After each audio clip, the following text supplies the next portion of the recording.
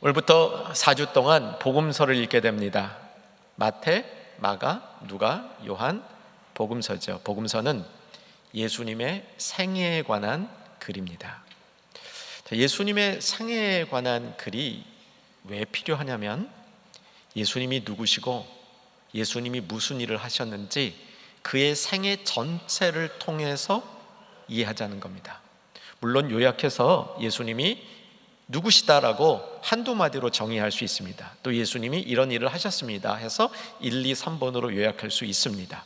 그런데 복음서를 우리는 읽으면서 정말 예수님 생애 전체를 통해서 그분이 누구신가, 왜 이 땅에 오셨는가, 나를 위한 예수님의 계획은 무엇인가, 이것을 예수님의 생생한 생애를 통해서 한 번이 아니라 4번 다른 각도에서 마태, 마가, 누가, 요한의 각도에서 한 주씩 읽으시다 보면 읽으실 때 특별히 예수님이 누구실까? 여러분 누구신지 아시죠? 베드로의 고백을 따르면 주는 그리스도시요 살아계신 하나님의 아들이시니이다. 이 사실을 아는 거고요. 또 그는 무슨 일을 하셨는가? 나를 구원하셨죠. 구원하시기 위해서 십자가를 지셨죠. 이 내용들을 성경 복음서를 읽으시면서 쭉 확인할 수 있으시기를 바랍니다. 이제 예수님의 생애는 네 복음서를 통틀어 보면 크게 한 4가지 이런 그 요소로 구성이 되어 있습니다. 첫 번째는 예수님도 사역을 하시기 전에 준비를 하셨습니다. 예수님의 사역은 3년, 공생의 3년으로 알고 있죠. 짧지만 매우 굵었던 이 사역을 하기 위해서 예수님이 준비하셨는데, 성경이 가르쳐 주시는 예수님의 준비는 2가지입니다. 하나는 세례를 받으신 것이고 또 하나는 시험을 받으신 겁니다. 오늘 시험 받은 이야기를 말씀으로 나누게 되고요. 다음 주에는 마가복음을 통해서 예수님이 세례 받으신 모습 한번 살펴보려고 합니다. 그 다음에 예수님이 사역을 시작하셨을 때는 크게 이제 2가지 국면의 사역이 있는 것으로 요약하면 좋겠습니다. 하나의 이 국면은 모든 사람들을 위해서 복음을 씨 뿌리듯이 뿌리는 겁니다. 이때 기적도 많이 행하시고요, 여러 교훈도 주십니다. 또 다른 국면은 이제 그 예수님의 사역에 반응한 제자들, 이 제자들을 집중해서 훈련하는 겁니다. 이때는 더 깊은 교훈, 그리고 제자들을 실습시키기도 하죠. 최종적으로 십자가를 지심으로 예수님이 이 땅에서 할 일을 이루신다. 이게 복음서의 4가지 이런 그 주요 내용입니다. 자, 예수님이 받으신 시험, 마태복음 4장 1절에서 11절 오늘 보게 되는데, 첫 절을 보시면 예수께서 성령에 이끌려서 마귀에게 시험을 받으러 어디로 가셨습니까? 광야로 갔습니다. 3가지 시험을 받으시죠. 내용은 대체로 다 아시는 내용들일 거예요. 확인합니다. 첫 번째가 돌이 떡이 되도록 하는 시험이죠. 이게 배고플 때 40일 동안 금식한 후에 돌이 떡으로 되는 시험. 여러분 이거 이기는 게 만만치 않았을 것 같습니다. 2번째 시험은, 여러분 이제 성경을 펴서 보실 때는 5절을 눈여겨보시면요, 거룩한 성으로 데려다가 어디에 예수님을 세우셨습니까? 성전 꼭대기. 의미는 성전이 거룩한 성에서 가장 이렇게 높은 곳에 있어요. 그리고 그 성전 중에서도 제일 높은 장소에 예수님을 세워놓은 겁니다. 누구나 볼 수 있는 장소라는 뜻입니다. 거기서 뛰어내리라고 마귀가 청을 하는 것이죠. 뛰어내린다면 어떤 일이 벌어질 것이라고 말합니까? 천사들이 와서 예수님을 이렇게 보호해서 다치지 않도록, 발이 땅에 떨어지지 않도록 천사들이 공중에서 예수님을 모실 것이다. 그렇지 않니? 뛰어내리라 라고 얘기를 합니다. 이 시험도 이기기가 만만치 않을 것 같아요. 왜냐하면 우리는 참 뻐기는 삶을 살고 싶거든요. 남 앞에 멋지게 보이는 삶을 살고 싶거든요. 이런 우리들의 심심치 않게 받는 유혹을 생각해 보면 이것 이기기가 굉장히 어려울 것 같아요. 그런데 여기 마귀가 이렇게 시험하면서 눈여겨볼 게 하나 있습니다. 6절 이르시되 내가 만일 누구이거든 하나님의 아들이거든 뛰어내리라. 좀 전에 유혹할 때 이거죠. 하나님의 아들이거든 뛰어내리라 라고 유혹을 합니다.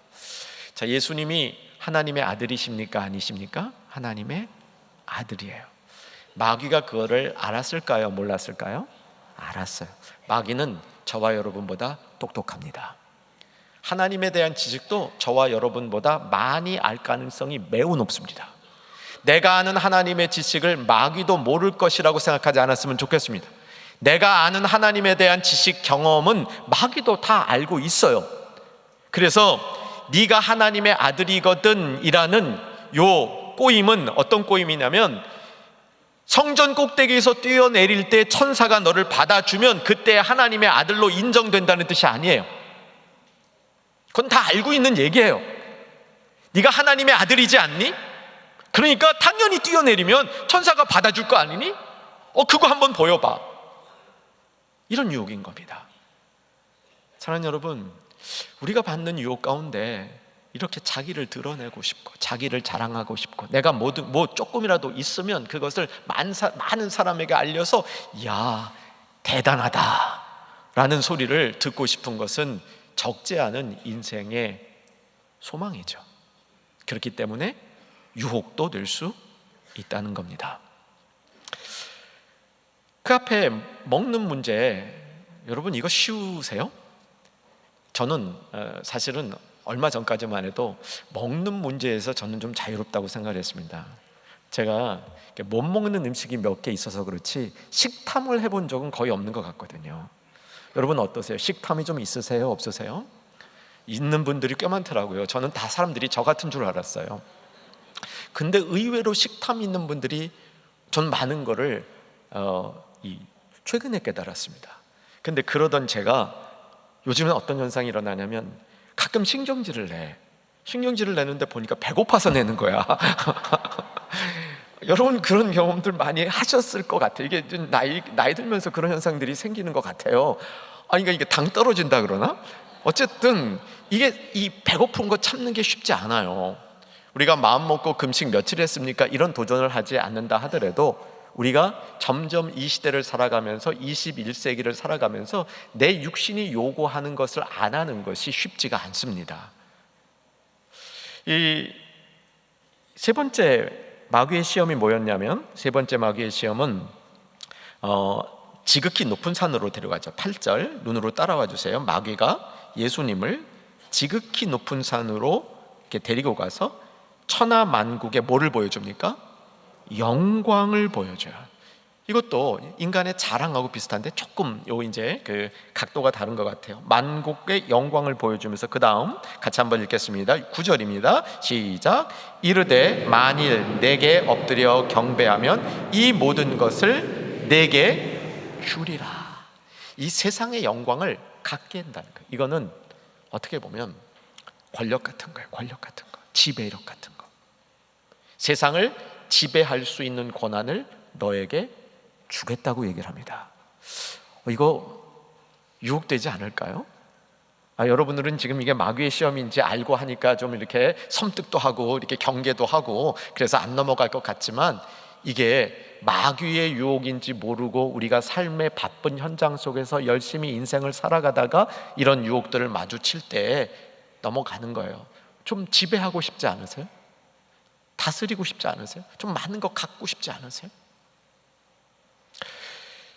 두 번째와 세 번째 이 시험을 보면서 이제 저는 괴테의 파우스트라는 책의 이 주제가 마음속에 떠오릅니다. 참고로 여러분 괴테의 파우스트는 2권으로 되어 있는 책인데요. 여러분께 설교 중에 이런 말씀 드리는 게 조금 뭐하긴 하지만 읽도록 권해드리진 않습니다. 굉장히 힘들어요. 읽기가 재미없어요. 이게 무슨 어떤 대서사 같은 걸 막 이렇게 해가지고 굉장히 그런 쪽에 익숙한 세대가 읽으면 모를까, 요즘 세대의 읽기는 그게 쉽지 않습니다. 그래서 여러분 안 읽으셔도 될 것 같아요. 그런데 왜 말씀드리냐고요? 중요한 포인트가 하나 있어서 그렇습니다. 제 개인적인 경험으로는 이 파우스트를 한번 읽어보려고 휴가 낸 날 아침에 내가 4시간의 이 파우스트 1권을 독파하리라 그러다가 죽는 줄 알았습니다. 정말 힘들었어요. 이렇게 안 읽어지는 책 처음 봤습니다. 정말 오기로 끝까지 대충 넘겨서 봤어요. 근데 중요한 요지가 있어요. 이 중요한 요지만 여러분 기억하시면 됩니다. 제가 말씀드리는 거 이 정도만 기억하시면 돼요. 인간이 받는 시험에 대해서 너무 중요한 얘기를 하고 있는 거예요. 그래서 이게 고전인 겁니다. 파우스트라는 사람은 과학, 인문, 종교 여러 가지 학문에 자기가 통달하고 싶었습니다. 나쁜 게 아니었는데 너무 이 분야에 최고가 되고 싶었습니다. 근데 안 되는 거야. 한계를 느끼는 겁니다. 이 한계를 느끼다 보니까 자살하고 싶었어요. 자살하려다가 또 자살은 못해. 뭐 책에 보면 무슨 부활절하고 관련이 있어요. 근데 어쨌든 자살은 못하고 있는데 이때 유혹을 받는 거야. 이때 유혹을 받는데 마귀가 강아지 모양으로 이렇게 변화를 해가지고 와서 이렇게 꼬신 다음에 자기 모습을 드러내면서 파우스트를 유혹하는데 그 유혹이 이거예요. 네가 원하는 그 학문의 통달, 천재라는 명예에서 오는 모든 여러 가지 권세들을 네가 이 땅에 사는 동안 주겠다. 대신 네가 죽은 다음에 내 영혼은 네 거야. 아니지, 네 영혼은 내 거야. 내 거야가 아니고 마귀 거야. 네가 죽은 다음에는 마귀를 경배하고 살아야 돼. 이거 약속하겠느냐? 근데 약속을 하는 거예요. 얼마나 이 땅에서 갖고 싶은 것이 절실했으면 그 허영이 머리 꼭대기까지 차서 그걸 갖고 싶은 마음이 얼마나 강했으면 이 약속을 받아들이는 겁니다. 그리고 혈서로 약속을 하는 거예요. 이게 주된 얘기예요. 그래서 뭐냐면 인간이 갖고 있는 욕망 때문에 자기의 영혼을 팔 수 있다는 걸 보여주는 이런 이야기입니다. 사랑하는 여러분, 유혹이 이렇게 강한 겁니다. 우리가 경험하는 유혹이 이렇게 이기기 힘든 겁니다. 여러분, 예수님이 이렇게 시험을 받으신 이유는 무엇일까요? 앞으로 예수님께서 그 생애를 통해서 보여줄 모든 인생의 과정은 결국 인간들이 유혹에 빠지지 않도록, 유혹에 빠져서 망하는 길로부터 자유와 승리를 거둘 수 있도록 예수님의 생애가 드려지겠다, 그런 얘기죠. 아멘 되셨습니까? 예수님이 받은 시험은 대부분 아시죠? 아담과 하와가 에덴 동산에서 받은 시험과 일치합니다. 선악과를 보니까 먹음직하고 보암직하고 지혜롭게 할 만큼 탐스러운지라. 요한 사도가 그의 편지 요한일서 2장에서 이 내용을 다른 표현으로 바꾸죠. 육신의 정욕, 안목의 정욕, 이생의 자랑, 돌이 떡이 되는 거. 육신, 멋진 거 보여주고 그거 멋진 거 보여준 다음에 나에게 절하면 주겠다. 안목의 정욕. 꼭대기 높음에서 뛰어내려라. 다 천사가 구해줄 테니까. 이생의 자랑. 이렇게 유혹하는데 넘어가지 않을 인생이 없다는 겁니다. 여러분, 우리가 살아가는 인생도 이런 시험 가운데 우리가 있다는 사실을 인정하십시다. 그러면 오늘 본문이 주는 이 말씀은 어떻게 시험을 이길 것인가? 이 원리기도 하면서 우리가 어떻게 예수님 닮아가는 삶을 살 것인가 하는 도전이기도 합니다. 자, 이 시험을 통해서 저는 우리 예수님이 정말 믿을 만한 분이시라는 사실을 마음속에 다시 한번 확인했습니다. 여러분, 예수님 믿을 만한 분이신 줄로 확인하시기 바랍니다. 시험을 이기시는 예수님의 모습, 우리로서는 도저히 이길 수 없는 그 시험들을 하나하나 이기시는 예수님의 모습을 통해서 우리는 나는 저 안에 저런 시험을 받을 때 이길 수 없지만 예수님이 이기신 그 모습을 통해서 그 예수님을 신뢰하리라. 여러분, 예수님 믿는다는 것이요, 내가 예수님을 믿는 믿음을 가졌다는 사실이 뭐냐면 예수님을 신뢰하는 겁니다. 철저히 신뢰하는 겁니다. 오늘 예수님의 시험을 내 마음속에 담으시면서 이후의 삶이 예수님을 더 신뢰하는 삶이 되기를 소망합니다. 이런 결단이 저와 여러분에게 일어나기를 주 안에서 소망합니다. 예수님이 시험을 당하신 이유가 하나님의 아들이지만 동시에 우리와 똑같은 육신의 몸을 입고 우리가 경험할 시험을 대표해서 받으신 요소가 있어요. 이것을 히브리서 5장 8절과 9절에서 잘 설명하고 있는데 한번 같이 읽으면서 확인했으면 좋겠습니다. 히브리서 5장 8절과 9절 자막 보시고 읽겠습니다. 그가 아들이시면서도 받으신 고난으로 순종함을 배워서 온전하게 되셨은즉 자기에게 순종하는 모든 자에게 영원한 구원의 근원이 되시고, 예수님이 순종을 하셨다는 거예요. 이제 그 예수님이 시험을 받으시고 십자가 지신 것이 순종의 모습이었습니다. 그리고 예수님이 이렇게 순종하신 이유는 고난받는 자들이 순종할 때에 그 순종을 예수님이 이렇게 붙잡아 주셔서 그것이 구원이 되도록 하게 해주신다, 이런 의미입니다. 여러분, 예수님을 믿으신 줄로 압니다. 예수님 믿는다는 것이 예수님을 영접했다는 사실이라는 것도 알고 계시는 줄 압니다. 예수님을 영접할 때 우리는 마치 포도나무 가지가 나무에 붙어 있는 것처럼 예수님께 붙어 있게 된다는 사실도 아시고 경험하신 줄 믿습니다. 이게 믿음의 기본 원리이죠. 근데 여기서 끝나지 않아요. 믿음의 또 다른 영역은 순종하는 겁니다. 히브리서 5장 8절과 9절에서 예수님이 모든 믿는 자의 구원의 근원이 되셨을 때 그가 먼저 순종하시고 순종하는 자들을 도우셨다라고 얘기하는 것이죠. 그래서 우리가 받은 구원은 예수님이 먼저 순종하신 그 순종의 모델을 따라서 나도 순종하는 삶을 사는 모습이 담겨 있다는 사실을 기억할 수 있기를 바랍니다. 순종은요, 눌려서 하는 것이 아닙니다. 제가 이해하는 순종은 하나님을 신뢰하고 하나님을 내가 받아들였기 때문에 순종하는 겁니다. 이런 순종은 아름답습니다. 사랑하는 여러분, 우리도 주님 앞에 순종의 결단을 할 수 있는 이 자리가 되었으면 좋겠습니다. 책 한 권 보여드릴게요. 돈, 섹스, 권력, 이런 리차드 포스터의 책이죠. 이 주제만 보면 됩니다. 존 파이퍼 목사님도 돈, 섹스, 권력 이런 그 주제로 책을 쓰셨어요. 이게 서구 사회에서는 이게 보편적인 인간이 받는 유혹들을 대변하는 이 시대의 요소들이에요. 그러니까 예수님 시대 때 있었던 세 가지 유혹, 아담에게 있었던 세 가지 유혹, 요한에게 있었던 세 가지 유혹, 이런 유혹들이 세 가지로 정리돼서 인간의 모든 유혹들을 요약하듯이 이 시대에 우리가 경험하는 유혹들을 우리 시대의 표현으로 쓴다면 돈과 육체적인 것과 권력이라고 볼 수 있겠습니다. 아마 동의가 되실 거예요. 이게 나쁜 게 아니에요. 나쁜 게 아닌데 저 이제 리처드 포스터의 이야기를 제가 1분 안에 정리하려고 그래요. 저 책 괜찮은 책입니다.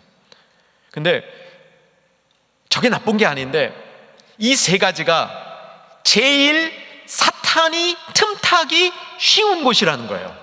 잘 쓰면 너무 좋은 곳인데 근데 이게 사탄이 틈타기가 너무 좋은 곳이고 악마가 틈탔을 경우 이 타격이 크다는 거예요. 예를 들면 이 돈이라는 것은 우리에게 탐욕을 막 일으키잖아요. 육체적인 것들은 정욕을 일으키잖아요. 그리고 권력이라는 건 허영을 일으킵니다. 여기에 녹아질 때 너무 인생의 타격이 크다는 겁니다. 그러면서 저 책의 중요한 포인트는 기독교 역사 중에서 이러한 유혹들을 이기려는 시도가 있었다는 거예요. 두 가지를 강조합니다. 첫째는 수도원 운동 때 이런 시험을 이기려는 노력이 있었다는 것이고요, 청교도들이 이 노력을 많이 했다는 겁니다. 두 노력의 특징은 서약을 하는 거예요. 이렇게 살겠습니다. 서약을 하는 것, 그런 모습이었다는 겁니다. 이 시대에 우리가 무슨 서약을 합시다, 이건 우리 시대에 그렇게 맞는 것 같지 않아요. 다만 저는 오늘 저와 여러분이 마음속에 적어도 한 가지 추가적인 결단을 하면서 예수님의 시험을 이기셨던 그 모습을 우리에게 담고 우리도 그런 삶을 살겠다는 도전을 받았으면 좋겠습니다. 절제입니다. 절제. 저는 오늘 사랑하는 여러분들이 말씀을 듣고 성찬에 참여하면서 절제하는 성령께서 우리들 가운데 온전하게 역사하시기를 소망합니다. 이 유혹과 시험을 이길 수 있는 보편적인 길 중에 중요한 게 절제인 것 같아요. 먹는 거, 일하는 것도요, 절제가 필요해요. 너무 많이 일하려고 그러는 거예요.